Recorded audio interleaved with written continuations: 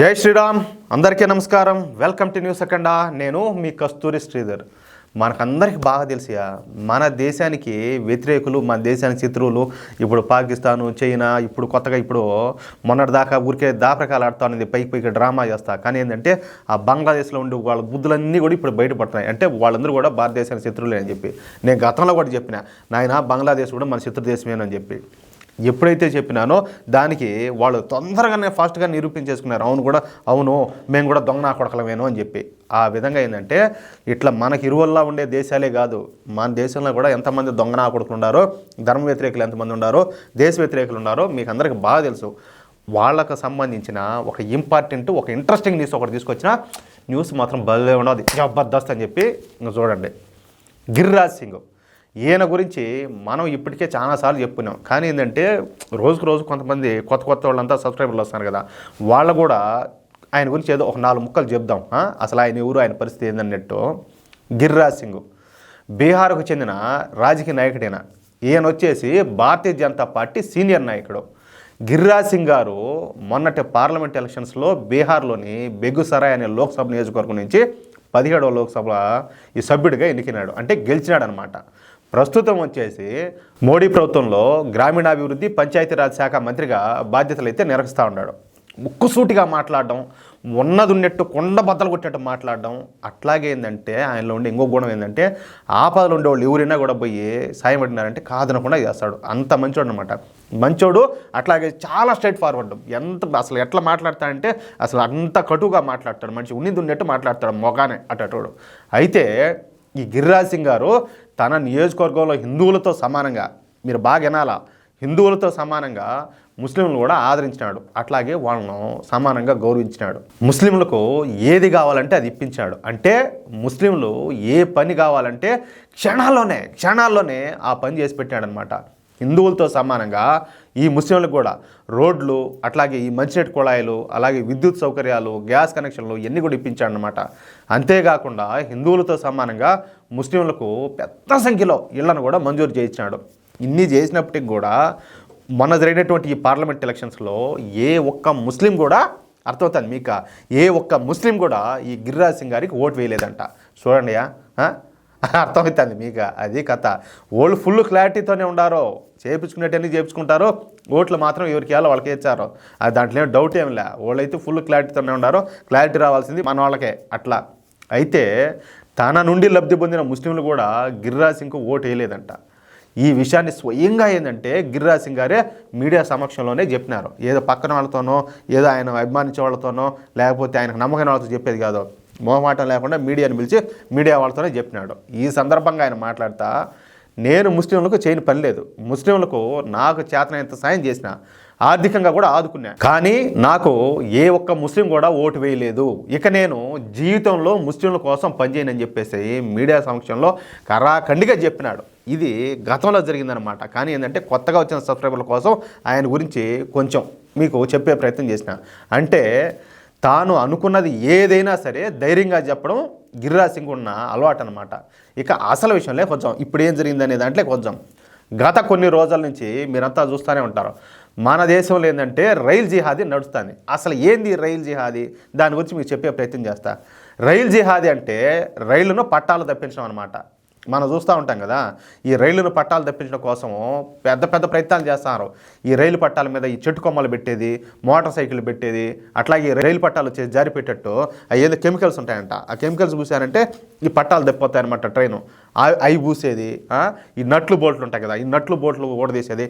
పిల్ల నా కొడుకులు కూడా అదే పని చేస్తున్నారు. ఇంకా దాన్ని బట్టి మీరు ఆలోచన చేసుకోండి. ఈ గ్యాస్ సిలిండర్లు ఎత్తుకుపోయి పెట్టేది, కంకర రాళ్ళు పెట్టేది, బండలు పెట్టేది, వాళ్ళు చేసే పనులు అన్నీ కాదు ఆ మాది చేస్తున్నారు. ఇట్లాంటి వీడియోలను మనం గత కొన్ని రోజుల నుంచి చాలా వీడియోలు చూస్తున్నాం మనం, మీరు కూడా చూసే ఉంటారు. అయితే ఈ రైల్ జిహాదీ గురించి మనం మాట్లాడుతున్నాం. అట్లాగేందంటే భారతీయ జనతా పార్టీ మాట్లాడుతుంది. ఇప్పుడు రైల్వే సిబ్బంది అయితే వాళ్ళు పడరాని పాటలని పడుతున్నారు. ఎందుకంటే వాళ్ళు ఏ మాత్రం నెగ్లెక్ట్ చేసినా కానీ, అలసత్వం వహించినా కూడా ఏంలే యాక్సిడెంట్లు జరిగిపోతాయి, ఎంతమంది ప్రాణాలు గాల్లో కలిసిపోతాయి. ఒకసారి అంటే అమాయకుల ప్రాణాలు, ఎంతమంది ప్రాణాలు తీయాలనుకుంటారు వీళ్ళు, ఈ ముద్రష్టం ఉండా కొడుకులు. ఒకసారి మీరు ఆలోచించండి. అయితే దీని మీద ప్రభుత్వం కానీ, రైల్వే సిబ్బంది కానీ, భారతీయ జనతా పార్టీ కానీ వీళ్ళు మాట్లాడుతున్నారు. కానీ ఈ కాంగ్రెస్ పార్టీ ఉన్నది కదా, కాంగ్రెస్ పార్టీ ఎందుకు ఈ కాంగ్రెస్ పార్టీ కానీ అట్టగే ఈ 54 ఏళ్ళు ఏమైనా ఎత్తున్నాడు ఎవరు, ఫిరోజ్ జహంగీర్ గారి మనవడు రాహుల్ గాంధీ. తెలుసు కదా ఆయన మీకు, పార్లమెంట్లో హిందువుల మీద ఏ విధంగా ఏ స్థాయిలో ద్వేషం చెప్పినాడో మీకు తెలుసు. మొన్నెవడు ఈ మధ్య మతం మారిన గొర్రెగాడు ఒకడు వచ్చి, నువ్వు ఊరికే తప్పుగా అపార్థం చేసుకుంటున్నావు, రాహుల్ గాంధీ ఆ మారి మాట్లాడలేదు, ఆయన మాట్లాడింది వేరు, మీరు అర్థం చేసుకుంటుంది వేరంటే, ఒరే నువ్వు ఏమన్నా సెవల్లో ఏమన్నా పెట్టుకోండావేమో ఎవరిదన్నా, మేమైతే బాగా క్లియర్గానే ఉన్నాం. ఆయన ఏం మాట్లాడింది మాకు బాగా తెలుసు, అవన్నీ మాకు బాగా అర్థమవుతున్నాయి. నీలాంటి మతమాన్య గొరిముండా కొడుకులంతా వచ్చి ఏదో నీతులు సూక్తులు చెప్పాలంటే ఈడ దబ్బవు తిరగమల్లి కొట్టినామంటే మెట్టు తీసుకొని పళ్ళు రాలిపోతాయట. అంటే ఎవడు ఏం మాట్లాడినాడో దానికి ఏం అర్థం వస్తుందో కూడా తెలుసుకోలేనంత ఎరిపప్పలాగా ఎరుపుష్పాలాగా కనపడుతున్నావా మేమేడా? ఒకడు వచ్చి ఇష్ట ప్రకారం కామెంట్లు పెట్టేదానికా? ఈ రాహుల్ గాంధీ అయితే దీని గురించి ఒక్క మాట కూడా మాట్లాడాల. కనీసము ఇలాంటి సంఘటనలను ఓరే నాయనా ఏంద్ర ఈ మాట చేస్తారని చెప్పేసి కనీసం ఖండించకూడలే. అంటే దానికి అర్థం ఏంది? అంటే మీరు పాటికి మీరు చేసి పారదొబ్బండి, ట్రైన్ యాక్సిడెంట్లు జరిగినాయంటే ఇది వచ్చేసి భారతీయ జనతా పార్టీ వైఫల్యము, వాళ్ళ చేతకాంతనము, రైల్వే మినిస్టర్ రాజీనామా చేయాలా, అట్లాగే నరేంద్ర మోడీ వచ్చేసి రాజీనామా చేయాలని చెప్పేసి దీని మీద కూడా రాజకీయం చేయాలా. రాజకీయాలు అనేవి ఎంత దిగజారిపోయినాయో, వీళ్ళ బతుకులు రోజు రోజుకి ఎంత అధ్వానంగా తయారవుతున్నాయో దీన్ని బట్టి మీరు అర్థం చేసుకోండి.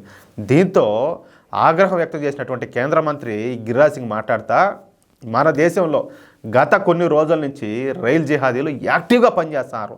ఈ రైళ్లను పట్టాలు తప్పించడం కోసం రకరకాల పద్ధతుల్లో తీవ్రవాద దుశ్చర్యలు పాల్పడుతున్నారు. అవును, ఇప్పుడు ఒక విషయం చెప్తా. ఒకడు వచ్చాడు పాకిస్తాన్ నుంచి, వాడు వచ్చేసి బాంబులు పెట్టాలనుకోనో లేకపోతే తుపాకులు తెచ్చుకోనో ఇక్కడుండే జనాలందరినీ చంపాలా, ఇక్కడ మానవ సృష్టించాలనుకుంటాడు. వాడిని ఏమంటారు? తీవ్రవాది అంటారు. ఇక్కడ అట్టాగే ఇప్పుడు ఈ రైలు పట్టాలు తప్పించాలా, ఇవన్నీ రైళ్లు పడిపోవాలా, వాళ్ళు జనాలు దాంట్లో పోయి జనాలు చావాలని చెప్పేసి ఎవడైతే ప్రయత్నాలు చేస్తూ ఉంటాడో వాడు పిల్లోడు కానీ పెద్దోడు కానీ వాడు తీవ్రవాదా కాదా? వాడిని ఏ విధంగా ట్రీట్ చేయాలో మీరు ఒకసారి ఆలోచించండి. మీరు ఖచ్చితంగా కామెంట్ చేయండి. ఒక్కొక్క నేను చెప్పిన గతంలో కూడా ఎవడైతే అట్లాంటి ప్రయత్నాలు చేస్తాడో ఆ రైలు పట్టాల మీద పనబెట్టి రైలు పనియాలా పైనుంచి అని చెప్పిన నిలవన ఎట్టయితే అది ఏది పనసకాయ కోసినట్టు ఇట్ట రావాలా, అట్ట పొట్టుగా. అలాగే ఈ గిరిరాజ్ సింగ్ గారు మాట్లాడుతా, ఒక్క రైలు పట్టాలు తప్పితే 100 మంది ప్రాణాలు గాల్లో కలిసిపోతాయి. అలాంటిది ఈ రైలు జిహాదీలు పెద్ద ఎత్తున రైలు పట్టాలు తెప్పించడానికి ప్రయత్నాలు చేస్తూనే ఉన్నారు. ముఖ్యంగా ఒక కమ్యూనిటీ, ఆ కమ్యూనిటీ ఏందో మీకు కూడా తెలుసు కదా, ఆ కమ్యూనిటీ ఎక్కువగా ఉన్న చోట్ల ఇటువంటి సంఘటనలు జరుగుతున్నాయి ఎక్కువగా. అది కూడా ఈ సంఘటనలన్నింటికి కూడా ఒక కమ్యూనిటీ వాళ్ళే కారణం అన్న విషయం అందరికి కూడా తెలుసు. మరి ఈ విషయాలన్నీ తెలిసినప్పటికీ ఇది తప్పు అని ప్రతిపక్ష పార్టీ అయినటువంటి కాంగ్రెస్ పార్టీ కానీ లేకపోతే ప్రతిపక్ష నాయకుడైనటువంటి ఈ రాహుల్ గాంధీ కానీ ఎందుకు నోరు మెదపడం లేదు, కనీసం ఈ విషయాన్ని ఎందుకు ప్రస్తావించడం లేదని చెప్పేసి ఏలా ముక్కు పట్టుకొని ముక్కు చెంపలు అంటారు చూడు, ఆ మారి వాంచిపారు దొబ్బినాడు. ఒకవేళ ఇలాంటి దుర్మార్గ పనులు హిందువులు చేస్తే అప్పుడు ఈ రాహుల్ గాంధీ కానీ కాంగ్రెస్ పార్టీ కానీ లేకపోతే వాళ్ళ తోక పార్టీలు కానీ ఇలా సైలెంట్గా ఉండేవాళ్ళ? భూమి ఆకాశం అన్నీ కూడా ఒకటైపోయినట్టు వాళ్ళ రెండు కూడా ఏకం చేస్తా హిందువులందరినీ కూడా తీవ్రవాదులుగా చిత్రీకరించాడు. కానీ ఇప్పుడు ఏంటంటే ఈ రైలు జిహాదీ గాళ్ళను గురించి మాట్లాడడానికి వీళ్ళకు కాళ్ళు చేతులు వణుకుతున్నాయి అని చెప్పి మాట్లాడినాడు. కాళ్ళు చేతులే కాదు, ఓయమ్మ గుండెకాయలు ఇంకొకాయలు తలకాయలు అన్నీ వణుకుతాయి. ఎందుకంటే వీళ్ళ ఓట్లు వేసేది ఓళ్లే కదా, వీళ్ళ ఓటు బ్యాంక్ ఎవరు ఓళ్లే. వాళ్ళ గురించి వీళ్ళు ఎందుకు మాట్లాడతారు? ఈ దేశాన్ని సర్వనాశనం చేసి ఈ దేశాన్ని మొత్తం అంతా రావణకాశం చేసినా కూడా మాట్లాడరు. ఎందుకంటే వీళ్ళది వాళ్ళు వాళ్ళది వీళ్ళు అట్లా.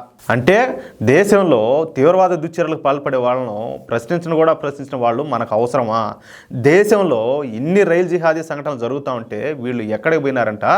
గిరిరాజ్ సింగ్ కాంగ్రెస్ పార్టీతో సహా ఈ రాహుల్ గాంధీను ఇతర సూడో సెక్యులర్ నాయకులను దులిపారు దబ్బినాడు.